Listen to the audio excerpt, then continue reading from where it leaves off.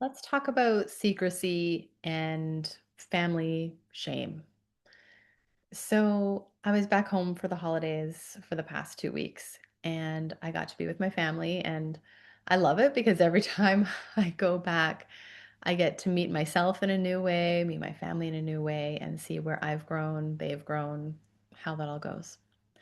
But since I've been kind of on this path of trying to reflect and connect and understand my perimenopause, I had the opportunity to talk with my grandma who lives with my parents because she does have dementia. And I talked to her and I asked, what was it like when you started to lose your period or went into menopause? And she said, it just stopped. So it just stopped. Okay. Now we know that's not what happened. We know that's not how the body works. Um, And she has dementia. So it might have just been that she wasn't able to have that conversation or remember that. And that's totally okay. But what I also know and has become very evident as my grandmother has aged and as her dementia has, increased is there is a huge part of shame around the body, shame around feeling, connecting, being a woman. And we have a history of family secrecy on that side of the family, let's say. Um, so it's been interesting for me to witness this as a young person, seeing kind of where things aren't said, where things are significantly judged. Because, for example, this grandmother is on my dad's side, and she grew up believing that family means people who are of blood. So my mom is not family to her because she is not a blood relative. And she treated my mom very unwell because of that. Like, imagine, anyway. So there's a lot of like historical shame and conditioning and cultural things that shape the generation of our grandparents.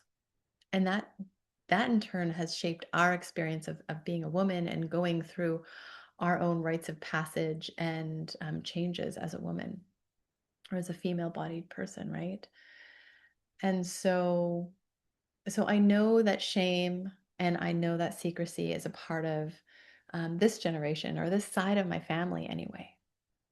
And so then I look at my mom's mom, and I didn't know her very well. She died when I was fairly young, but I do know that she had endometriosis, just like my mother does. So that was just something that could potentially move through the family. And that's all I know. But what I do know is that my mom tells the story of when she first got her period. She thought she was dying.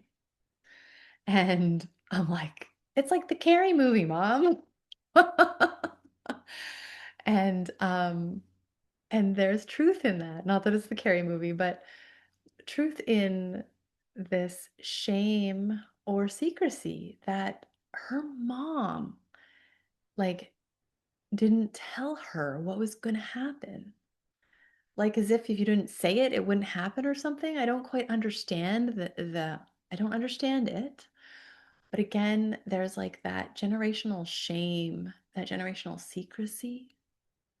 And so that generation is, I think they're called the silent generation. So it's 1920s, born in the 1920s to the 1940s. So they have some experience with the Great Depression and the end of World War II. So they're significantly impacted by this time. So a time of great change, of great challenge, of needing to be strong and tough, resilient, needing to be able to endure the discomfort. So being sick, like I'm fine. I'm fine. I'm okay. And I don't, there's nothing wrong. There's nothing wrong.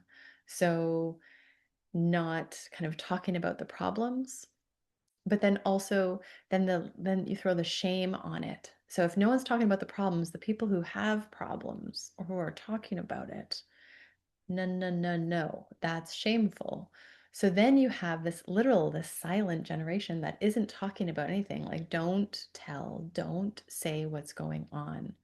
Just kind of like put your blinders up or don't feel the feelings. Just kind of tuck it away. And I'm not saying all this to judge that generation. They went through some really interesting things and interesting times.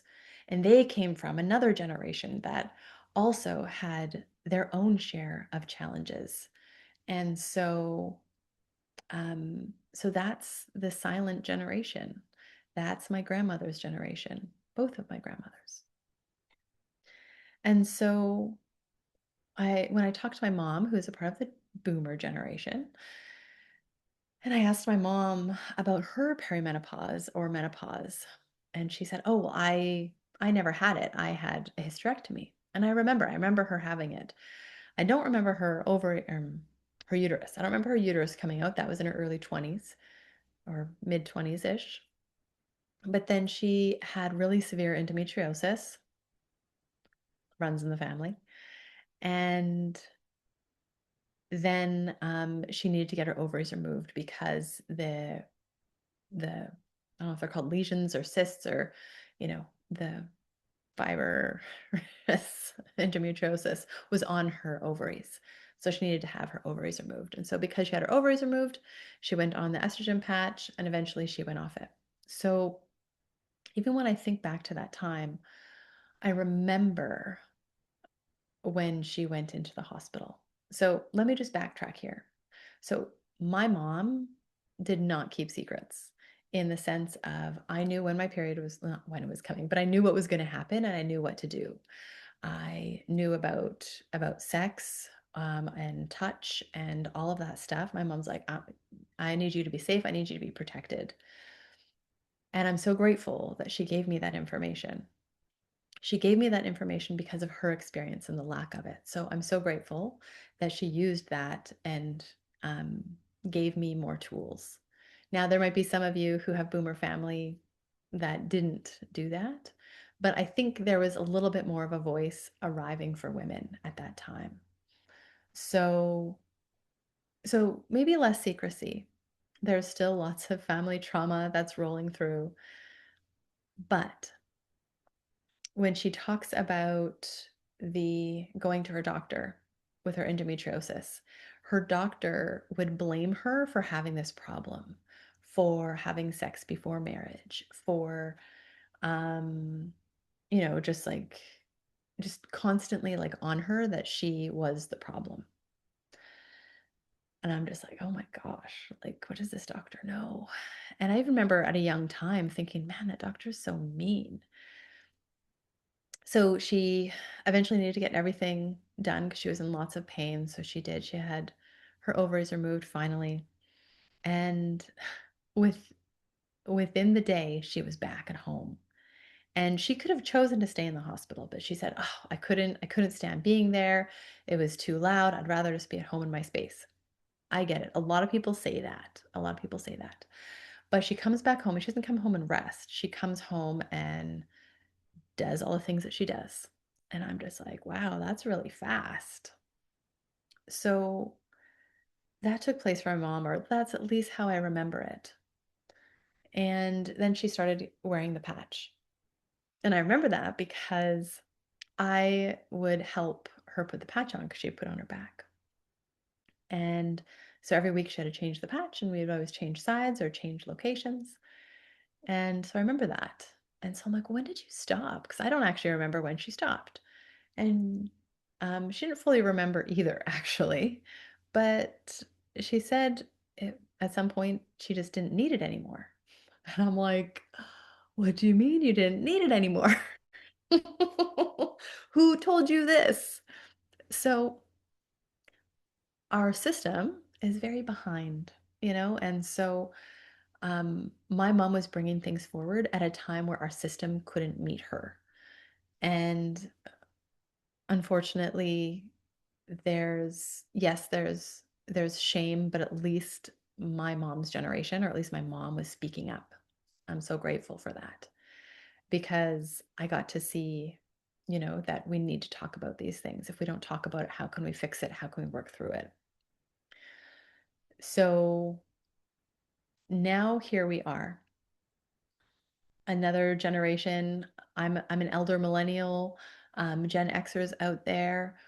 We're in this like perimenopausal phase, and our mothers probably tried to talk about it, but were gaslit, not understood, given medicine, given hysterectomies, just la la la. And so a lot of people I've talked to, their parents had hysterectomies. So I'm curious if a lot of you have as well.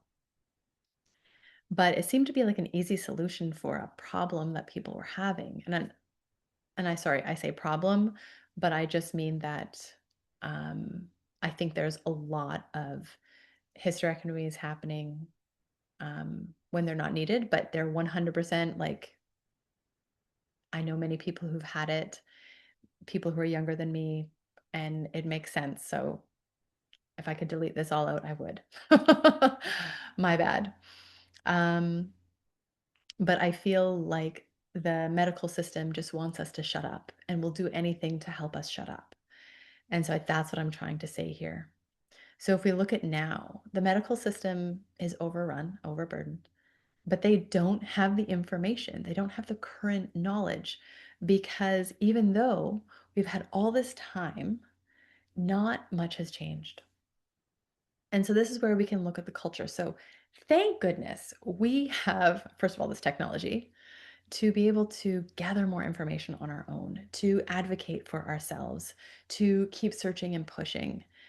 And I think that's pretty powerful.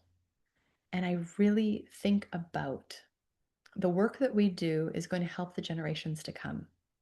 And the more we talk about it, the more we understand it, the more we are in tune with our own experience, because we're all going to have our unique experience, the more we're going to be able to support that generation in understanding how to take care of themselves prior to this phase, into this initiation, how to move through it, how to know that they're not alone, right? They're not crazy. Because if we look at the past, how many times have women been told that they're crazy, thrown in the loony bins, thrown in mental hospitals because they were too much of something in terms of emotional, or not something enough to their husbands? Like that isn't that long ago. And here we are still being gaslit by a medical system that doesn't fully understand. And the more we speak up, the more they're going to have to listen, which I think is I'm so grateful. Let's keep speaking up. Let's keep saying things. And even if they don't listen to us, there's going to be enough of us that are going to say something that they're eventually going to have to listen, right? Change happens with the individual. And as the individual changes and starts putting it out there, everything around starts to shift too, which is so powerful. And so when I think of perimenopause and the generational secrecy, the generational shame, I really believe that millennials, even Xers, like after the boomers, like we've started to break away from some of this shame. It's still there, it still wants us to feel shameful. But we're also way more emotionally intelligent. We're way more emotionally aware. We're way more aware on so many levels because we've had access to so much information, because we've been watching the generations before us navigate all of this. And but the thing is also is we might not have been actually watching them navigate it because there's been shame, because there's been secrecy. And when I think about the people I care about and how they've been treated on this journey of just living in this body, living in this female body, it like breaks my heart. And I don't want that for any other generation to come either. So I'm really grateful to be a part of this generation that can we have a little bit more resiliency that we can and awareness that we can push forward and push for more. And I'm curious. I'm curious, what was seeing your family like? Was there things that you weren't supposed to talk about when it came to your body, when it comes to perimenopause, when it comes to your period? Where was there shame and secrecy within that? And how do you feel that actually affected you or has impacted your journey so far? I'd love to hear in the comments if you'd like to share. Again, it's not a space to try and change or fix anybody's situation, but just to have our own voice heard. So, thank you.